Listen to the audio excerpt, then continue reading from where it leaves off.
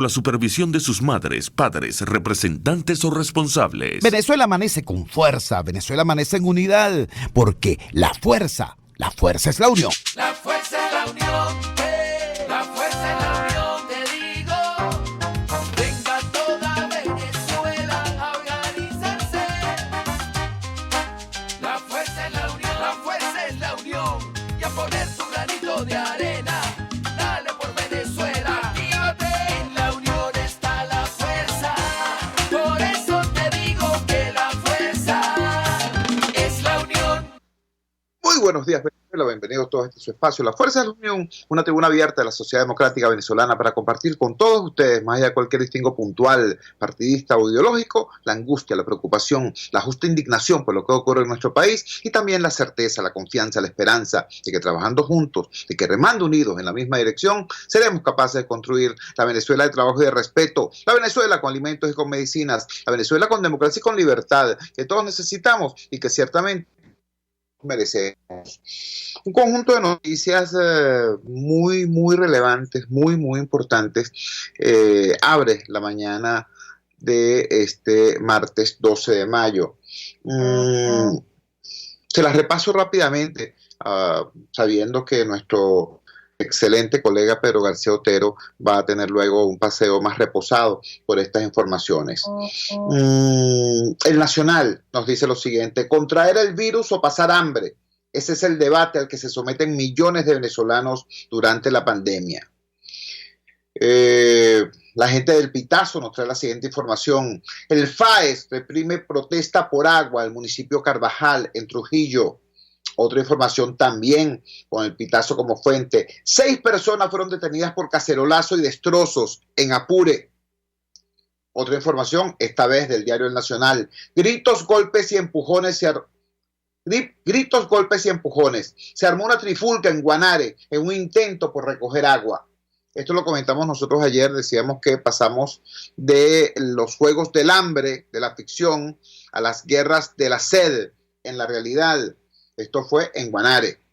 Una noticia muy dolorosa nos trae también la gente del Nacional. Falleció niño de la etnia Yucpa en Zulia por falta de gasolina e insumos. Repito, bueno, estos días estamos escuchando lo que ocurrió con los Warao en del Tamacuro y el tema del COVID. Después, antes habíamos escuchado lo que había pasado con los Yecuana en el sur, con el tema del arco minero. Ahora tenemos esta información sobre este niño de la etnia Yucpa. El hambre en Táchira populariza el consumo de sangre de ganado, nos dice la gente de Crónica 1. Este es un plato tradicional en el Táchira. Ciertamente la sopa de sangre es un plato de la gastronomía colombiana que llegó a nuestro país hace muchísimo tiempo en el Táchira. Es una versión que termina siendo algo así como una suerte de morcilla. Sin embargo, repito, el costo de la carne ha hecho que los ciudadanos sustituyan la carne por sangre, y eso tiene también algunas implicaciones desde el punto de vista nutricional. El COVID culmina una década en retroceso económico en Venezuela. Es un desastre nunca visto en la región. Son fuentes del Fondo Monetario Internacional. Aquí se destaca lo siguiente. Ustedes recuerdan cuando decían, por ejemplo, que los gobiernos de Lucinchi y Luis Herrera habían sido una década perdida. Se habla de una década perdida cuando no ha habido crecimiento. En el caso del Chavo Diosdado Madurismo, la cosa es diferente, es mucho más dramática. No se trata de que no ha habido crecimiento, se trata de que ha habido retroceso, y un retroceso atroz. A eso se refiere esta información. Otra noticia, esta vez sobre el tema específicamente económico y nacional. Ecoanalítica, los precios de alimentos han aumentado 153% durante la cuarentena. Esta información nos viene a través del portal Descifrado. Ya ustedes conocen lo que fue la información de la Asamblea Nacional en el día de ayer a propósito de la conducta de la hiperinflación, y nos lo dice la gente de Tal Cual Digital. La hiperinflación no suelta a Venezuela al aumentar los precios 80% en abril. Es la información, es el índice de precios que lleva la Asamblea Nacional. Pero la información más importante del día de hoy, la más destacada del día de hoy, es la que recoge el informe de la Academia de Ciencias Físicas, Matemáticas y Naturales de nuestro país. Esta institución elaboró un informe prospectivo sobre el tema del COVID-19, sobre el tema de la pandemia, y nos dice lo siguiente: de 1.000 a 4.000 casos diarios de COVID-19 llegaría a tener Venezuela entre junio y septiembre, según estudio de la Academia de Ciencias Físicas, Matemáticas y Naturales. Por supuesto, ustedes entenderán que una información de esta naturaleza cambia radicalmente lo que era la estimación a la que nos venía acostumbrando los anuncios oficiales, y que ubican el rango de los afectados directamente después de más de 50 días de aislamiento entre poco más de 400 casos. Repito, la estimación construida por la Academia Nacional de Ciencias Físicas, Matemáticas y Naturales, al aplicar un modelo matemático, ubica entre 1.000 y 4.000 casos. 1.000 en un escenario conservador, 4.000 en un escenario grave. Entre 1.000 y 4.000 casos diarios de COVID-19 es la proyección que hacen para entre los meses de junio y septiembre. Estamos ya a mediados de mayo. Estamos hablando entonces apenas de unos, 2 semanas, 3 semanas para un escenario de esta naturaleza. Los colegas de Efecto Cocuyo registran esta información de la siguiente manera. La Academia de Ciencias Físicas, Matemáticas y Naturales intentó resolver 3 preguntas en su último estudio sobre COVID-19. ¿Cuánta información hay y qué tan precisa es? Es una de las preguntas. La segunda, sobre la base de la información disponible, ¿podemos aproximar el número real de personas contagiadas hasta el momento? Y la tercera pregunta es, ¿cuántas personas podrían infectarse con el virus y cuándo podría ocurrir el pico de la pandemia? Sobre la primera, les preocupa las cifras de las pruebas realizadas. La única prueba aceptada y validada por la Organización Mundial de la Salud para determinar si una persona está infectada o no con el virus es la prueba de la reacción en cadena de la polimerasa con transcriptasa inversa, llamada PCR por sus siglas en inglés. Y de esas, Venezuela solo ha hecho 5.969, 5 veces menos que Ecuador, Colombia o Perú. Por ejemplo, Colombia hace en promedio 4.000 pruebas diarias. El país tiene la capacidad para hacer cerca de 12.000 pruebas diarias y poco a poco se van habilitando más laboratorios para alcanzar esa cifra. Se refiere, repito, a Colombia. Hacer las pruebas PCR es importante porque son las que permiten tomar decisiones informadas sobre cómo manejar la crisis para reducir su impacto en la población, señala el informe. Los países han invertido enormes esfuerzos en diagnosticar el mayor número de ciudadanos posibles a través de las pruebas PCR, que son las de mayor precisión en la identificación de personas infectadas. Las mismas características de la enfermedad garantizan un subregistro del número de personas infectadas con COVID-19 que, según estudios preliminares citados por la Academia, pueden oscilar entre un 18% y un 50% de subregistro.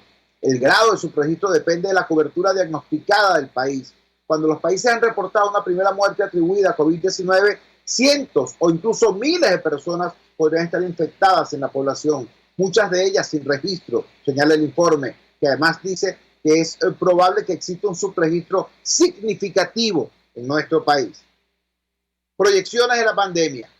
El estudio incluye proyecciones hechas para aproximar el número potencial de casos de COVID-19 en Venezuela a partir de las 3 primeras muertes y estimar el porcentaje de casos sintomáticos que estaría reportando el país. Para la primera usaron la proporción de casos fatales y la distribución de los tiempos entre el inicio de los síntomas de la infección y la muerte. Con esto se puede inferir con esto se puede inferir la probable fecha de inicio de los síntomas de la fatalidad y el número potencial de otros casos. Esta es la metodología que usaron. Para cada muerte se estimó la fecha de inicio de la infección a partir de la fecha de muerte para generar una distribución teórica de referencia de los tiempos esperados entre estos 2 eventos. Con cada fecha de inicio de la infección se identifica un grupo inicial de casos, una serie temporal de nuevos casos esperados y sus niveles de incertidumbre. suponiendo que estos casos tienen una distribución de probabilidades tipo Poisson. Se suman los casos generados en cada serie de tiempo para obtener el número total de casos esperados y sus intervalos de confianza. Los resultados de ambas simulaciones están por encima de los casos oficialmente reportados. Ojo con esto. El primero, el más conservador, estima 289 casos para el 30 de marzo. Para esa fecha se habían reportado 135 casos oficiales. Además, usando esta metodología, al inicio de la epidemia el país puede trazarse los primeros días de marzo, 2 semanas después del anuncio del primer caso. Nos están hablando del pasado reciente y ejemplificando el subregistro. Viendo el futuro. Para hablar de los escenarios posibles de desarrollo de la pandemia del COVID-19 se usó un modelo 6 de modelaje matemático de epidemias que usa 4 comportamientos susceptibles, expuestos, infectados y recuperados para proyectar los flujos esperados. Para hacerlo tomaron en cuenta 3 premisas principales. Un número de infectados iniciales bajo debido a restricciones preexistentes en el tráfico aéreo. Una tasa de contagio inicial a partir del reporte del primer caso baja debido al decreto de cuarentena que tuvo un nivel de acatamiento alto, sobre todo en el sector de la población donde se produjeron los primeros casos.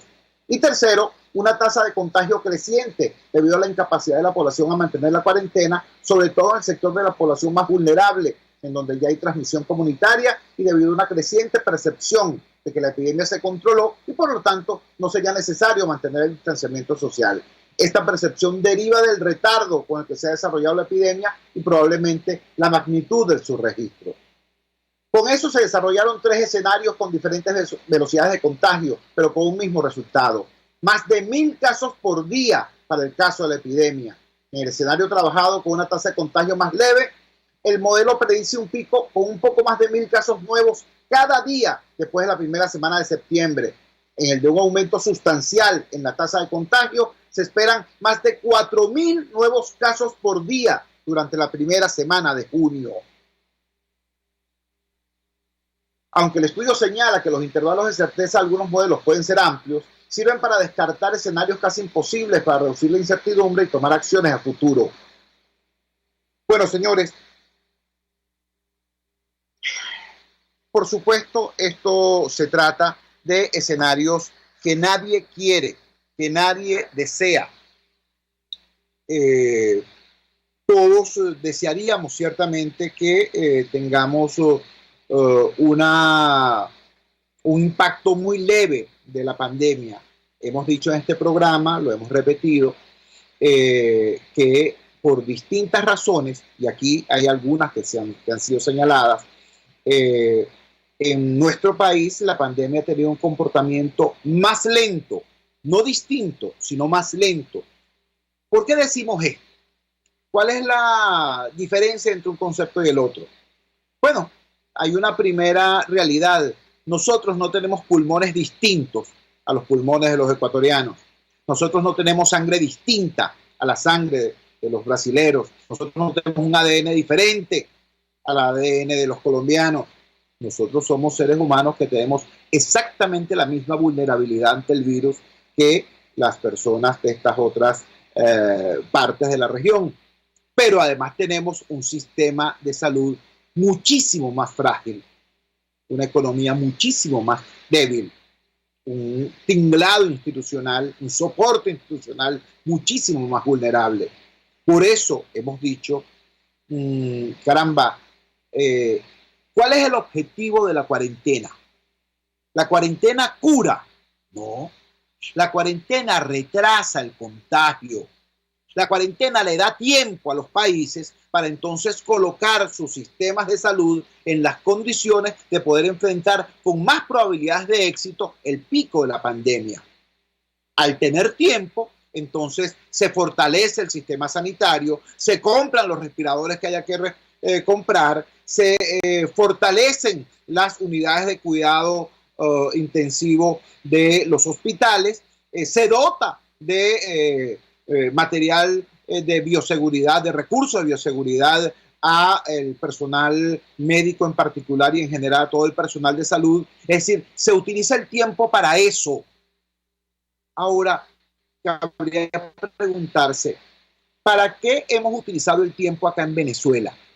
Acá hemos tenido más tiempo, que otros países, por la sencilla razón de que antes de la cuarentena sanitaria, aquí en Venezuela había una cuarentena económica y social. Había aislamiento internacional, porque por la desgracia de gobierno que tenemos y el desastre económico que vivimos, nadie viaja para Venezuela y de Venezuela muy poca gente puede viajar para el exterior.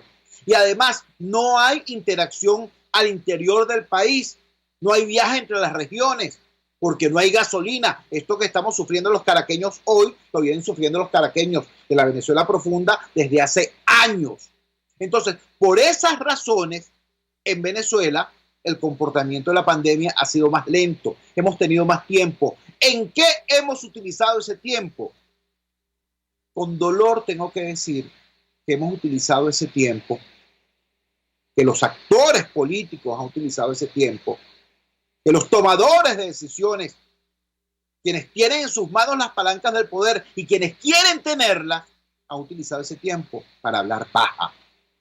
Tenemos nosotros hoy en nuestro país a los principales actores, tomadores de decisiones y aspirantes a hacerlo, empantanados en el cuento del desembarco en Macuto y del documento, si firmaste, si no firmaste, que si buscaste los mercenarios, que si no los buscaste, que si fulanito y perencejo renunciaron porque son buenos y no porque sean responsables o culpables. En ese tipo de necedades hemos desperdiciado un tiempo vital para salvar vidas. Ese es el tema de la mañana de hoy. Yo quiero sugerirles, quiero recomendarles que busquen en el portal ProDaVinci un material, un artículo extremadamente importante con la firma del doctor Julio Castro, que se llama COVID-19, las epidemias y su cinética, donde se explica de manera bastante pedagógica, bastante didáctica esta situación y nos ubica un contexto bastante más entendible de esta preocupante afirmación que hace el estudio de la Academia de Ciencias Físicas, Matemáticas y Naturales. Hay que decirlo de manera absolutamente responsable. ¿Hay subregistro? Sí, debe haberlo. Debe haberlo. Es claro. Aquí no se están aplicando el número de pruebas de PCR, las pruebas más importantes, las más reveladoras, en el número que debería hacerse. Aquí debe haber un tema de subregistro, eso hay que decirlo. También hay que decir, ¿no?, que los hospitales no están abarrotados, que las emergencias de los hospitales y de las clínicas y las unidades de cuidado intensivo no están abarrotadas. No es esa la situación de nuestro país, gracias a Dios, ¿no?, como en otras latitudes. No lo es todavía. Eso hay que decirlo de manera responsable. Ahora, ¿cómo nos estamos preparando para ese futuro que prevé la Academia de Ciencias Físicas, Matemáticas y Naturales? Lo estamos haciendo de manera responsable, porque, por cierto, ese futuro del cual nos habla ese estudio de la Academia no es dentro de 30 años, es dentro de 3 semanas. Estamos hablando de escenarios entre junio y septiembre. Y junio, repito, es apenas dentro de 3 semanas. Vamos a la siguiente pausa comercial y ya regresamos con muchísimo más de la fuerza. La fuerza es la unión. Usted escucha Unidad, la fuerza es la unión, con Chuo Torrealba por RCR 750 AM. Sintonícenos a través de Periscope, @RCR750, la radio que se ve. En RCR somos vanguardia. Toda la programación de tu RCR también la puedes seguir a través de la internet. Audio y video en tiempo real. Noticias y mucho más. No te pierdas ni un segundo de nuestra programación. No hay excusa ni cadena que valga para que dejes de escucharnos. Ingresa a rcr.tv, la radio que se ve. Ellos sí que no saben nada. Y así nos va. El espacio donde se tocan los temas más candentes de interés político y nacional. Y así nos va. En este programa, la picardía y el humor inteligente son los protagonistas. pura cabilla. Lara y Hernández descosen y revelan los secretos más oscuros del acontecer político. Y así nos va, de lunes a viernes a las 4 de la tarde, por RCR 750 AM. Opinión, ideas en debate. Usted escucha a Chuo Torrealba en Unidad. La fuerza es la unión, por RCR. Regresamos a La Fuerza es la Unión. Hacíamos un bosquejo sobre las necesidades, requerimientos y urgencias que enfrenta la sociedad venezolana frente a amenazas muy graves. Concretamente el tema de la pandemia. Hablamos de un conjunto de noticias sobre el tema económico, el repunte de la inflación, la manera como nuestros compatriotas están ante la disyuntiva de comer o protegerse del virus, y aterrizamos en el informe de la Academia de Ciencias Físicas, Matemáticas y Naturales, que prevé para el periodo entre junio y septiembre la posibilidad de diversos escenarios. Un escenario nos habla de la posibilidad de 1.000 casos diarios. Ese es el escenario benigno. Y un escenario muchísimo más grave que nos hablaría de 4.000 casos diarios de la pandemia en nuestro país. Repito, frente a eso habría que desarrollar lo que se denomina técnicamente acciones urgentes, y un destacado defensor de derechos humanos en nuestro país, Feliciano Reina, lanzó una alerta hace unas 48 horas. Nos decía sobre estas acciones urgentes. Es un mecanismo utilizado por organizaciones de defensa de derechos humanos para dar a conocer a la opinión pública nacional e internacional, autoridades de gobierno y medios de comunicación, situaciones graves de violación de derechos y evitar que sigan ocurriendo. Tenemos en línea precisamente a Feliciano Reina para preguntarle, ante esta situación, ¿cuáles serían las acciones urgentes que debe desarrollar la sociedad y el Estado para evitar precisamente que se produzcan esos escenarios señalados por la Academia de Ciencias Físicas, Matemáticas y Naturales? Feliciano, gracias por atender nuestra llamada madrugadora. Muy buenos días. ¿Qué nos puede decir? ¿Cuáles podrían ser esas acciones urgentes y necesarias? Te escuchamos. Muchas gracias, Chugo. Buenos días. Mira, una de las cosas que a mí me parece más, digamos, de esta situación que se viene trabajando desde el mes de marzo temprano. Recordemos que lo de la cuarentena se decretó ya desde el 13 de marzo por allá, ¿no?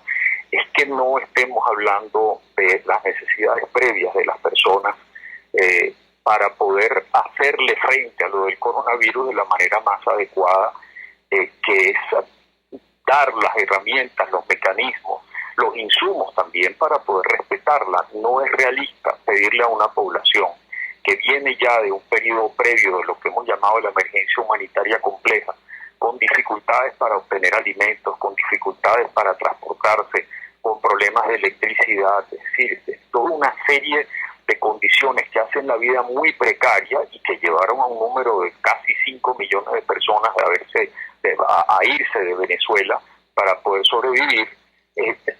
Sin esas condiciones para poder enfrentar de nuevo las posibles consecuencias del coronavirus, es imposible pedir entonces que se implementen esas medidas de prevención.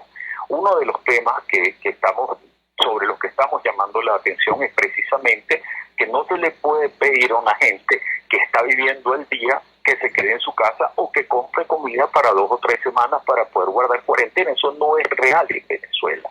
Entonces, de las cosas que estamos viendo es cómo también, habiendo otros países en situaciones de crisis, se está preparando algunas instituciones en el mundo para ayudar a paliar esas condiciones. Acaba de salir un documento muy importante que son las crisis alimentarias en el 2020, y Venezuela aparece como el cuarto país, con una de las peores crisis. De las 10 peores crisis, Venezuela es el cuarto en número de personas. Esto es con base en un estudio que hizo el Programa Mundial de Alimentos del año pasado, entre julio y septiembre, pero además de decir que ya teníamos 9 millones de personas venezolanas aquí en Venezuela en situación de inseguridad alimentaria, establecía también que unas 17 millones podrían correr riesgo de entrar a ese grupo en inseguridad alimentaria si ocurrían algunos eventos de mucho impacto adicionales. Bueno, y esto era, como digo, septiembre del año pasado, ni soñar todavía con la situación del coronavirus y las exigencias de pandemia. Es decir, que si ahora estamos en esta situación, es posible pensar que otros cuantos millones de personas entraron allí. Pero lo importante de todo esto, Chubo, es que da algunas pautas y ofrecen además la experiencia de una serie de organizaciones para trabajar con los países. Y también con miras en esto, se creó un grupo de 11 instituciones en nuestra región para ayudar a mantener la cadena productiva, la cadena agroalimentaria, todo lo que significa vamos a decir, la circulación de productos y poder llegar a las familias donde quiera que están en situaciones de vulnerabilidad. Esto es urgente que se puedan establecer ya relaciones con estos órganos y no vemos nada de eso ocurrir, Chuo. Y aquí no hay manera. Si es que llega a crecer en estos números, como dice la academia, el número de personas afectadas, y se necesita ponerse más estrictos con la cuarentena, no hay manera de nuevo de cumplirla si no hay unos mecanismos paliativos que no están poniéndose en marcha. Estamos conversando con Feliciano Reina. Feliciano Reina es fundador de Acción Solidaria, una de las organizaciones gubernamentales promotoras de calidad de vida, promotora de derechos humanos, y es también uno de los arquitectos fundamentales de Civilis, que es también una organización de defensa y promoción social. Decías hace poco tiempo, Feliciano, que en 25 años de trabajo con personas en situación de vulnerabilidad jamás habías recibido tantos pedidos de auxilio para poder sobrevivir como ha ocurrido en las últimas semanas. Personas y familias que podían arreglárselas en medio de la emergencia humanitaria ya no tienen cómo hacerlo. Y referías que dentro de este contexto están severamente impactadas aquellas familias que lograban apenas sobrevivir gracias a los envíos, a las remesas que enviaban sus familiares que estaban trabajando en el exterior. Hoy esos familiares se están regresando muchas veces caminando a nuestro país porque el látigo de la pandemia los ha arrojado de los países en los que estaban buscando sustento. Háblanos de eso, de cómo esta situación impulsa, acentúa la necesidad de estas acciones urgentes. Bueno, de ahí la solicitud, precisamente, porque, de nuevo, viendo lo que está pasando en la región, o sea, hay mecanismos de información y sobre todo cuando llegan este tipo de situaciones tan complejas como la de una pandemia, que empiezan a ponerse en juego y dicen, mira, ya va, aquí está pasando algo a lo que hay que hacerle frente. No por nada, de nuevo, hace 2-3 semanas se pusieron de acuerdo estos 11 organismos en nuestra región, solamente en nuestra región, para poder hacerle frente. Yo como escribí precisamente, Chuy, creo que nos pasa un sentido. Estas solicitudes de auxilio, ¿vale? Para mí son impresionantes, no las había recibido nunca, ni en los tiempos en los que empezamos a tratar el tema del VIH, en que sí había necesidad de tratamientos, pero la supervivencia diaria no estaba comprometida, por lo menos con el tema de alimentos y algunos otros insumos. Y yo no he parado ahora de recibirlas, y lo sé además que es de gente que no es que se echó, tú sabes, a que las ayuden, no, es gente que ha sido trabajadora, gente que ha sido, digamos, luchadora en todo sentido, y que de repente dice, pero no sé para dónde agarrar. Y a esta situación se suma además, ahora que mencionabas, y digamos, yo lo decía cuando saqué esta información, este mismo estudio habla de por lo menos 1.200.000 personas provenientes de Venezuela, entre Ecuador y Colombia, en la misma situación de inseguridad alimentaria.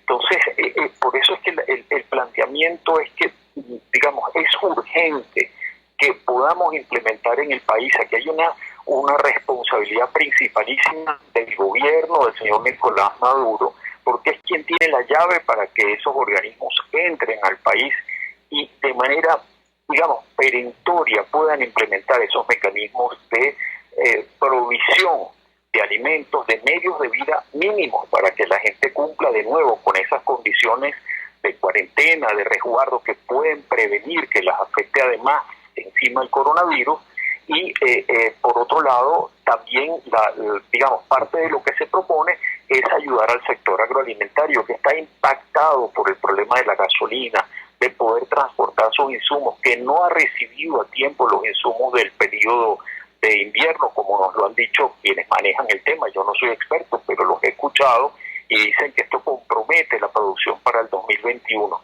sea que, de nuevo, antes del coronavirus, ojalá que no nos afecte severamente. Además, es importante también hacer pensar a las personas,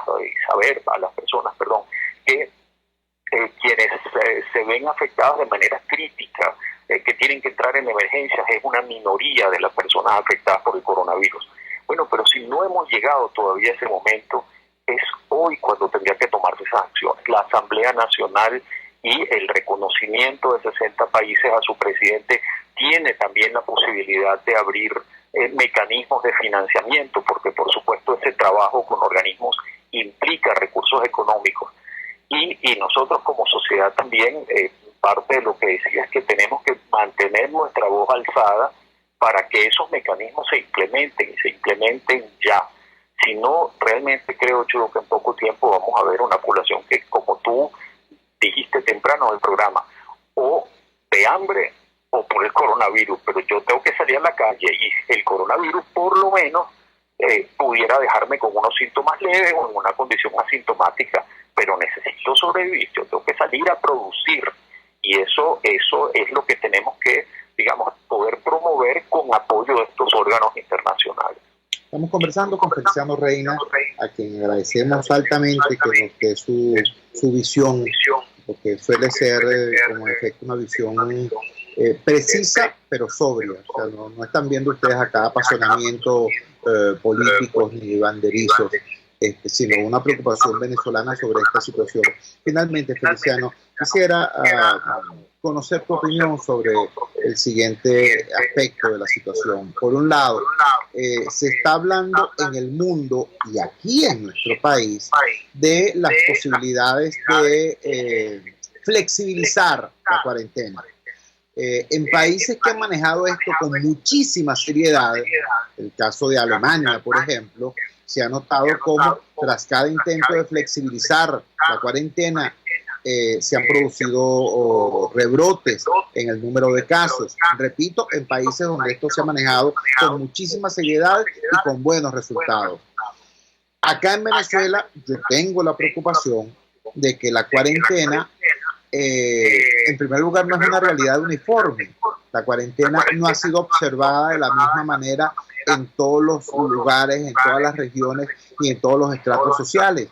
Hay personas que han podido, gracias a Dios, mantener la distancia social, mantenerse resguardados en sus casas, porque es que la cuarentena es un lujo.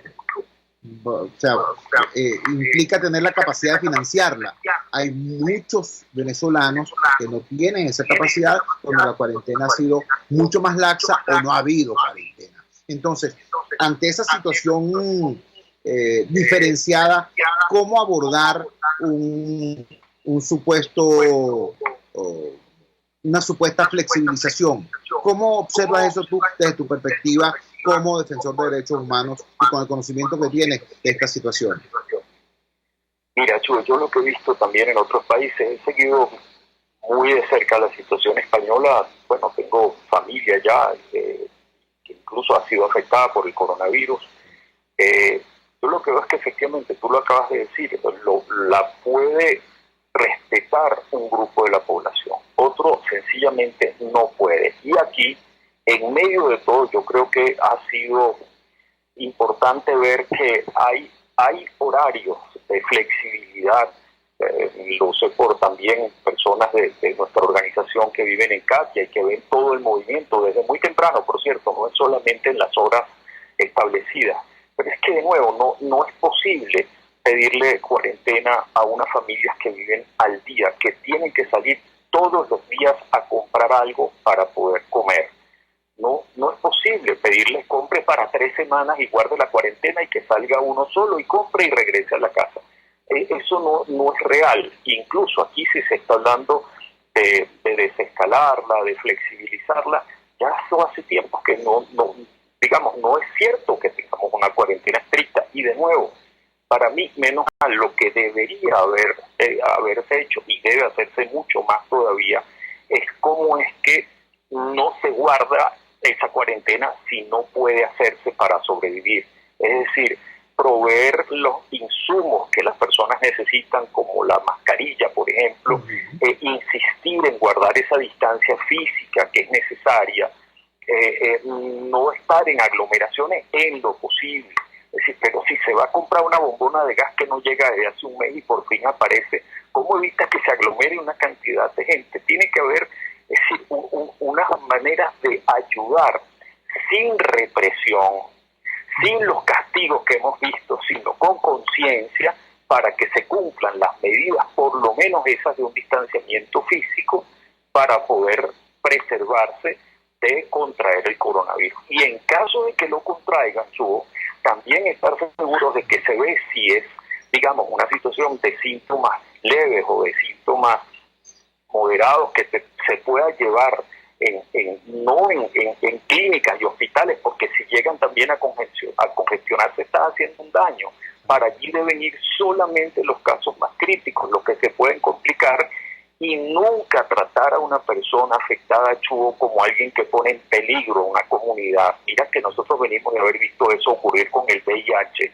Eso es lo peor que puede pasar, porque entonces la persona afectada se esconde, y al esconderse y al tratar de mantenerlo incluso con esos síntomas leves, es peor para ella y para los suyos. Aquí toda una serie de mecanismos que se pueden implementar, teniendo nosotros nuestra situación de pobreza, de dificultad, que sean para apoyar a la población. Y esto desde ya falta muchísimo por hacer por la gente antes de que eventualmente nos afecte con un número mayor de personas. Y entonces se hará mucho más difícil. Así es. Feliciano, te agradecemos altamente que nos hayas regalado estos minutos esta madrugada del martes 12 de mayo. Un gran abrazo y vamos a seguir muy pendientes del desarrollo de estos escenarios. Buenos días. Gracias. Feliciano Reina, creador y fundador de Acción Solidaria, dándonos estas consideraciones a propósito de el alerta que formula la Academia de Ciencias Físicas, Matemáticas y Naturales, que plantea la posibilidad de diversos escenarios en el lapso entre junio y septiembre. Plantean que puede haber un pico de la pandemia en ese lapso y que pudiera haber un escenario más benigno, entre comillas, de hasta 1,000 casos diarios, y un escenario mucho más grave, mucho más severo, de hasta 4,000 casos diarios. Imagínense usted lo que eso significa para Venezuela. Por un lado, donde las cifras oficiales nos hablan de apenas unos 400 casos en más de 50 días de aislamiento, y con las condiciones en las que tiene nuestro país. Hay algunas consideraciones que se desprenden de esto y que son urgentes, que las vamos a ver en el próximo segmento. Vamos a la próxima pausa comercial y ya regresamos con muchísimo más de La Fuerza. La Fuerza es la Unión. Les estamos presentando Unidad. La Fuerza es la Unión. Solo por RCR 750 AM. Puedes seguirnos en nuestras redes sociales. En Twitter, @RCR750. La radio que se ve. Los temas de actualidad más relevantes son expuestos a la luz de La Linterna. Diego Bautista Urbaneja le invita a formar parte de este ameno espacio de charla y análisis con una buena taza de café y al son de buena música. La Linterna, de lunes a viernes, a partir de las 2 de la tarde, por RCR 750 AM.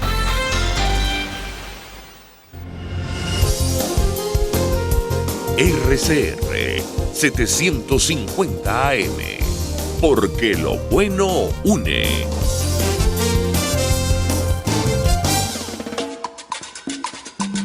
les estamos presentando Unidad. La fuerza es la unión. Solo por RCR 750 AM. Regresamos a La Fuerza es la Unión y quiero acá, en primer lugar, arrancar este segmento, este tercer segmento del programa, dándole nuestra palabra de reconocimiento y de aplauso a las enfermeras. Hoy es el Día Internacional de las Enfermeras. Ojalá que toda esta situación, que toda esta conmoción que está viviendo el planeta permita, entre otras cosas, como dice mi señora madre, hay que buscar el bien existente del mal aparente. Esta situación terrible que estamos viviendo, algún elemento positivo tendrá que traernos y uno podría hacer la nueva valoración social de lo que es el rol del personal vinculado con la ciencia de la salud. Yo tengo que recordarles que hace hace pocos meses en nuestro país estaban las enfermeras siendo la solitaria vanguardia de la lucha de los venezolanos por un salario digno. Eran las enfermeras las que estaban en la calle protestando, eran las enfermeras las que nos estaban diciendo y explicándonos, nos decían, mira, una bolsa con 1 kilo de detergente cuesta más de lo que gana una enfermera en 6 semanas de trabajo, en 1 mes y medio de trabajo. No tenemos con qué lavar el uniforme. Nuestros uniformes blancos ya no son blancos porque no tenemos con qué lavarlos. Si no tenemos ni con qué lavar, imagínense ustedes si tendríamos con qué comer.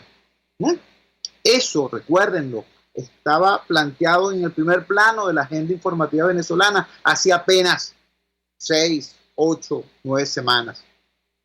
Hoy, entonces, ante el impacto del coronavirus, entonces, se dice el heroísmo de nuestro personal de salud, el heroísmo de nuestros médicos, el heroísmo de nuestras enfermeras. Pero es que hasta hace nada nuestros médicos eran agredidos, eran ofendidos, eran hostigados, eran perseguidos. Y lo siguen siendo, por cierto. Y nuestras enfermeras maltratadas. Y estamos ahora en la situación en la que estamos. Yo quiero ser muy claro en esta última reflexión. Señores, ustedes escucharon a Feliciano Reina diciéndonos cómo se produjo un reciente acuerdo de organismos internacionales en la región a propósito del tema agroalimentario de cara a la reacción de nuestras sociedades frente a la amenaza de la pandemia. La palabra clave de lo que nos dijo Feliciano Reina es acuerdo. El coronavirus es un enemigo invisible, pero extremadamente poderoso, que ha puesto de rodillas a la humanidad, que ha puesto en evidencia nuestra vulnerabilidad como seres humanos y como sistemas de vida y de gobierno. Eso ha hecho el coronavirus. Y ante la evidencia de esa vulnerabilidad, ante la evidencia de esa fragilidad, no ha quedado otra sino que unirse para tratar de enfrentarlo. De allí el llamado que hizo el secretario general de Naciones Unidas, Antonio Guterres, de una suerte de alto al fuego a nivel global, a nivel mundial, para enfrentar todos la pandemia. Y ha sido atendido esto en muchos países, muchísimos países, incluso en naciones que estaban viviendo procesos de hostilidades abiertas, de conflictos bélicos, guerras civiles. Han suspendido temporalmente las hostilidades para poder atender el tema de la pandemia. Pero ¿qué tenemos aquí en Venezuela? ¿Qué está pasando aquí en Venezuela? En Venezuela, hermanos, tenemos una situación extremadamente compleja porque tenemos 2 gobiernos y ninguno está ocupado de la gente. Ninguno. Tenemos 2 gobiernos y esos 2 gobiernos que tenemos están enzarzados en una disputa esencialmente por el poder, pero por el poder mandar, no por el poder construir, no por el poder mejorar, no por el poder asistir a la ciudadanía, no. Señores, hasta hace 3 semanas había un debate en Venezuela sobre cómo lograr acuerdos mínimos en nuestro país para hacer frente no solamente a la pandemia, sino también a las consecuencias acumuladas de la emergencia humanitaria compleja que de hace 5 años está azotando a nuestra república. Y gente muy seria, gente como la presidencia de la Conferencia Episcopal lanzó un documento diciendo: no queremos falsos diálogos, pero hay que ponerse de acuerdo. Gente tan seria como Fede Cámaras llamando a un gran acuerdo nacional. Gente tan seria como las principales organizaciones de la sociedad civil venezolana agrupadas en la dinámica llamada diálogo social, llamando a estos acuerdos por la gente. Pero eso fue hace como 3 semanas. Hoy eso parece sencillamente imposible. ¿Por qué? Bueno, porque es que del 3 de mayo para acá estamos en otra fase de la película a nivel político. Estamos en la parte de la comiquita de la invasión. Entonces resulta que Maduro, con voz engolada y con pose de víctima, habla de que nuevamente intentaron no sé qué cosa y la invasión y esto y lo otro. Y del otro lado, entonces tenemos a el señor Guaidó y compañía enredado en una cosa cada vez más lamentable, que si la firma es mía, que si no es mía, que si no sé cómo llegó ahí esa firma, ahora las firmas se mueven solas. O sea, una cosa, repito, patética, y que está a años luz de lo que son las necesidades de los venezolanos. Y no estoy hablando de nuestras necesidades, digamos, tradicionales o convencionales. No, estoy hablando de un tema de vida o muerte, ¿vale? Estoy hablando de un tema de pasado mañana. Estoy hablando de que la Academia de Ciencias Físicas, Matemáticas y Naturales está previendo la posibilidad de un escenario en que haya 1.000 y 4.000 casos de coronavirus diarios en nuestro país. Dime tú si eso tiene que ver con las cadenas diarias que nos regalan Rodríguez y Maduro a propósito de la telenovela esta de la chapucería que hicieron en Macuto unos cuantos personajes. Dime tú si eso tiene que ver con todo este asunto realmente patético y ridículo de si la firma, si la no firma, que si renunció, que si no renunció, que si le pidió la renuncia, que no, que él ya renunció pero me sigue asesorando. ¿Verdad que no? Bueno, señores, yo creo que nosotros no podemos seguir simplemente reseñando la manera como los tomadores de decisiones se distancian, se alejan, desprecian la realidad de la sociedad, la realidad del venezolano. Creo que nosotros tenemos un deber como ciudadanos, que es actuar en defensa propia y presionar a los tomadores de decisiones para que actúen con un mínimo sentido de responsabilidad, con una mínima capacidad de pensar como estadista, porque si no, ese escenario que nos acaba de señalar la Academia de Ciencias Físicas, Matemáticas y Naturales, ese escenario se va a acercar peligrosamente y no tenemos cómo responder. No tenemos cómo responder. Podemos preverlo. Y repito, Diosito ha sido tan generoso con nuestro país que nos ha regalado tiempo. Nos ha regalado tiempo.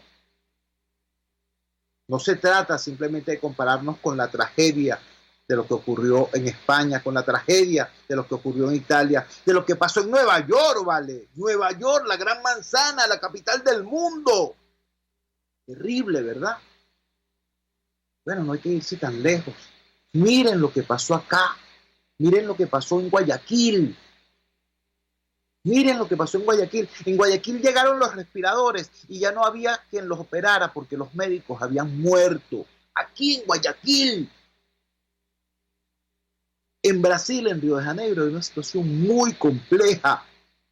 En Colombia la situación está cada vez más compleja. No estoy hablando entonces de otras latitudes, estoy hablando del vecindario.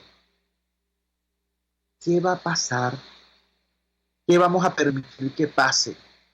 Es que van a seguir hablando paja, Maduro y Guaidó, Guaidó y Maduro. Si hiciste, si no hiciste, que si la lancha, que si la carta, que si el documento, que si el mercenario, que si la firma, que si la no firma. Hasta que de repente estalla aquí una cosa Y ya no estemos hablando de discursos ni de cadenas, sino de muertos, muertos, muertos. Yo creo que en algún momento, ¿vale? En algún momento esto tiene que ser, esta dinámica de irresponsabilidad consuetudinaria tiene que ser detenida, y tiene que ser detenida por un país que reclame con firmeza, con fortaleza. No estoy diciendo que la oposición le reclame al gobierno, no estoy diciendo que el gobierno le reclame a la oposición, estoy diciendo que los venezolanos le reclamemos a ambos, gobierno y oposición, que actúen con un mínimo de responsabilidad frente a la gravísima situación que tenemos por delante, donde lo que está comprometida no es la calidad de vida, sino la vida misma. Recordemos que desgraciadamente nosotros, por nuestro temperamento, por nuestra cultura, nosotros no estamos acostumbrados a prever las cosas, sino a permitir que de repente ocurran, nos estallen en la cara y entonces nos damos cuenta. Así nos ha pasado con tantas cosas. Nos pasó con la gasolina, nos pasó con la comida, nos pasó con la moneda, con el bolívar, nos ha pasado con tantas cosas. Creíamos que era imposible que nuestra moneda se deteriorara hasta el punto que hoy en ningún carrito te acepta un billete de 100 o de 200. Te dicen, eso sirve para hacer manualidades. Eso era imposible, impensable hace nada. Bueno, está ocurriendo. Ya se ha ocurrido con muchísimas otras cosas. Vamos a esperar que eso pase también con la vida. Vamos a esperar que pasivamente se den estos escenarios terribles que está previendo no un partido político, no un grupo de especuladores X. No vale. La Academia de Ciencias Físicas, Matemáticas y Naturales del país está diciendo, aquí hemos corrido tales modelos, hemos visto con preocupación que al aplicar estos modelos matemáticos, lo que pudiera estar ocurriendo acá en semanas apenas es esta situación. Y mientras están levantándose esas voces de alerta desde la sociedad civil, desde la academia, desde las sociedades científicas, mientras eso está ocurriendo, vemos a los tomadores de decisiones, repito, en sus jueguitos de guerra, en sus juegos retóricos, en sus desbordes represivos. Eso no es admisible. No es admisible.